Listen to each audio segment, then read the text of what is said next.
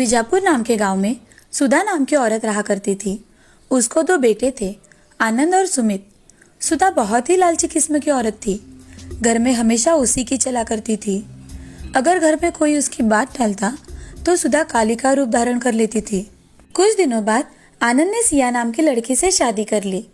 वो गरीब घर की होने के कारण अपने साथ कोई भी दहेज नहीं लेकर आई थी, इसीलिए सुधा ने उसे बिन तनख्वाह के नौकरानी बना लिया था। सुधा सिया से घर के सारे काम करवाती थी, उसे ठीक से खाना भी नहीं खाने देती थी।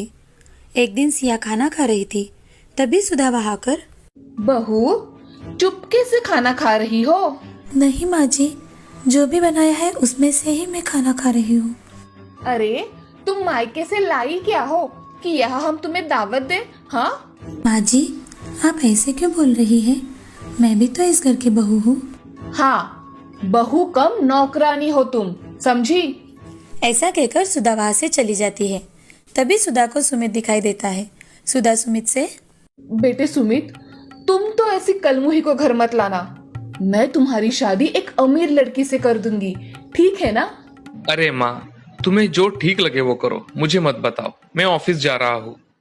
ठीक है बेटा। ऐसा कहकर सुमित वहां से चला जाता है। यह सब बातें सिया सुन लेती है। उसे बहुत ही बुरा लगता है। फिर भी सिया चुपचाप से काम किया करती थी। सुधा के कहे अनुसार सुमित की शादी धनवान सेठ की लड़की प्रिया से कर दी गई। दोनों की शादी बड़े धूमधाम से हुई। उस शादी में कपड़े, गहने, घर की वस्तुएं तथा सोने भी दहेज में मिला था। प्रिया घर में आकर एक कुर्सी पर बैठ जाती है और अपनी सासू माँ से, हमारे घर में नौकर नहीं है क्या? मुझे तो कोई नौकर दिखाई नहीं दे रहा। बहू, इस घर में हम दोनों ही काम करती है, नौकर मैंने ही नहीं रखा। मुझे मेरे काम करने के लिए 2 नौकर चाहिए सासू माँ। तुम्हें नौकर क्यों चाहिए बहू? तुम्हें जो चाहिए वो हमसे मांग लेना, हम तुम्हें ला कर देंगे। फालतू नौकरों पे पैसे क्यों खर्च करना? मुझे सुबह उठते ही बेटी लगती है।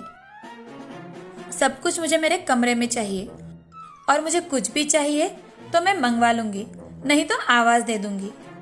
मैंने कौन सी भी चीज मांगी और वो 10 मिनट के पहले मेरे पास नहीं आई तो मुझे बहुत गुस्सा आ जाता है। तुम्हें जो भी चाहिए वो मांग लिया करो बहू, हम दोनों तुम्हें सब कुछ ला कर देंगे। ठीक है माँ जी, अब मैं बहुत थक गई हूँ, मैं थोड़ा आराम करना चाहती हूँ। हाँ बहू, तुम जाओ, आराम करो। ऐसा कहकर प्रिया अपने कमरे में चली जाती है और ये सब सुन सुधा का मुंह खुला का खुला रह जाता है।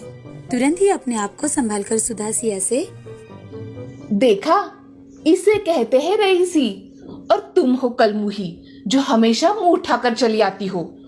प्रिया ने जो भी बताया है सब याद रखना, और उसने जो भी मांगा वो देना। अगर उसमें कोई गड़बड़ हुई तो देख लेना। जी माँ जी।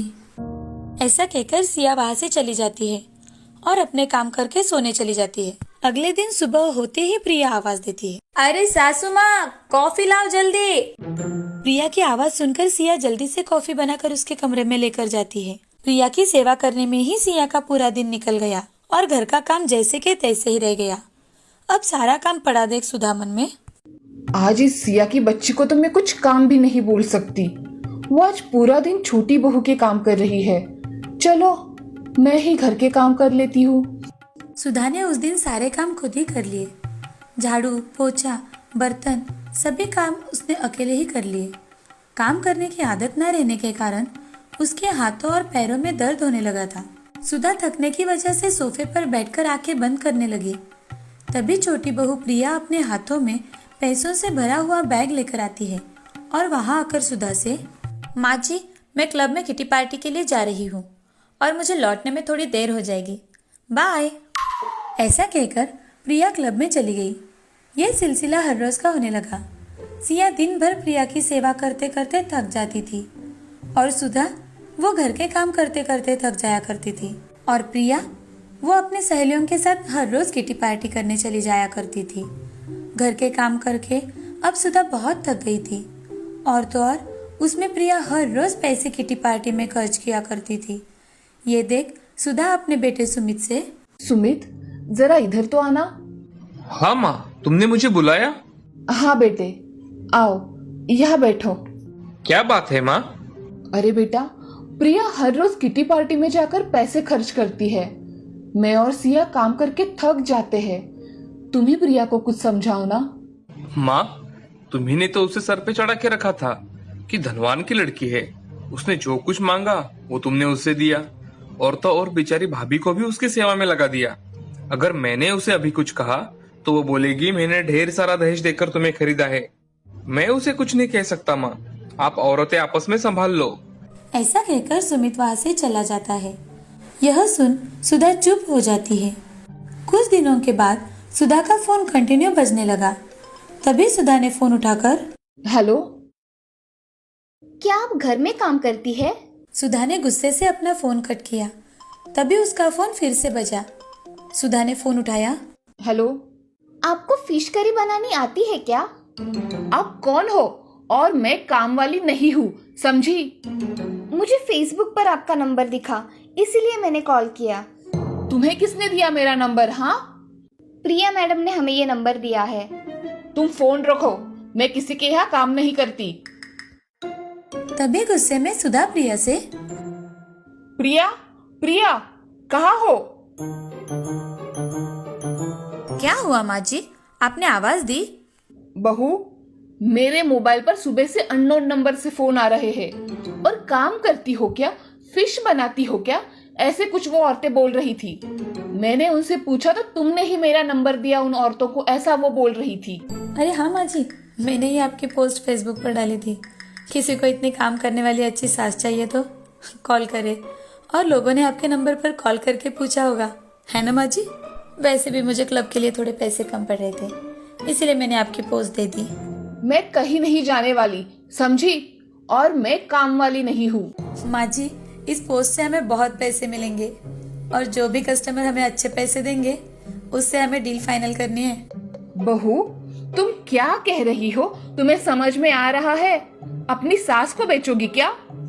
अरे माँ जी, मैं हस्बैंड फॉर सेल भी लगाने वाली हूँ। जो भी अच्छी डील होगी उसका हमें ही तो फायदा मिलेगा, और आप जैसी दयालु सास किसी को कहाँ मिलेगी। मैं कहीं नहीं जा रही, और तुम तुम्हारा देखो और मैं मेरा देखती हूँ, समझी? ऐसा कहकर सुधा रसोई घर में चली जाती है। उसे उसकी गलती का एहसास हो गया था। किचन में सिया वहाँ खाना पका रही थी। ये देख सुधा सिया से सिया बहू, मुझसे बहुत बड़ी गलती हो गई। मैंने तुम्हें पहचाना नहीं। हमेशा तुम्हें मैं तुम्हारी गरीबी की वजह से ताने मारते रही, और प्रिया बहू धनवान है इसीलिए उसे हमेशा सर पे चढ़ा के रखा। वो कहती है कि वो अपने पति को और मुझे भी बेचेगी। मैंने तुम्हें जो सताया उसके लिए मुझे माफ कर दो बेटी। माँ जी, आप मुझसे माफी मत मांगिए, आप मुझसे बड़ी हैं। मैंने आपको कब का माफ कर दिया है माँ जी। बहू, तुम्हारा मन कितना अच्छा है, तुमने मुझे सच में माफ कर दिया। हाँ माँ जी। तभी प्रिया वहाँ आ जाती है, और प्रिया अपनी सास से माँ जी, आप में बदलाव आया इसलिए तो हम सबने मिलकर ये नाटक किया। आप हमेशा दीदी गरीब घर की लड़की है ऐसा कहकर उनका अपमान करती रही है। ये सुन दीदी बहुत दुखी हुआ करती थी। आपको इसका एहसास हो इसीलिए हमने ऐसा किया। वास्तव में मैं हर रोज़ किटी पार्टी के लिए नहीं जाती थी, मैं काम करने हर रोज़ ऑफिस जाया करती थी। आज से मैं अपनी बहुओं को अपनी पलकों पर बिठा कर रखूंगी। यहाँ आओ बहू। ऐसा कहकर दोनों बहुएं सुधा के गले लग जाती है। अब पूरा परिवार खुशी खुशी जीवन व्यतीत करने लगा।